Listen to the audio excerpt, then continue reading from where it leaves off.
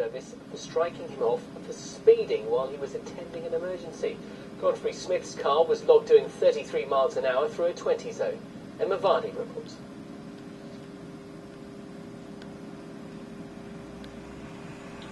We'll come back to that report in a few moments. An in-volunteer from Faringdon who's been struck off by South Central Ambulance Service for speeding.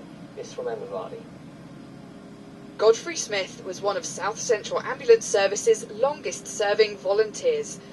He was trained to attend 999 calls, unpaid, to provide life-saving support until paramedics arrived. But after he drove 33 miles an hour in a 20 zone, Godfrey was dismissed. It was a huge part of my life. I used to sit in the chair here with the phone by me, waiting for calls for 15 years. To be able to help people out was something that I felt privileged to be able to do. On a hot day in July, he says, the ambulance service was stretched to its limit. Godfrey was called up and stationed in Oxford city centre, outside his usual patch. En route to an emergency, Godfrey pulled out onto a road he says he didn't realise had a 20 limit.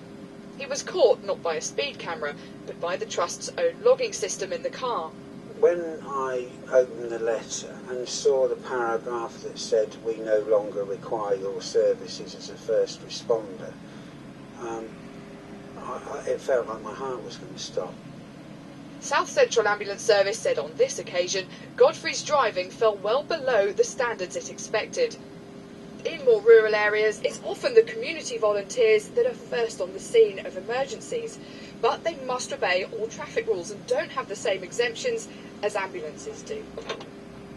Local plumber David's life was saved by Godfrey when he had a major heart attack. You can't survive in this sort of community without this sort of facility. Yes, a mistake appears to have been made, but through no reason apart from potentially trying to save someone's life. In Faringdon, a campaign's been started calling for Godfrey to be reinstated.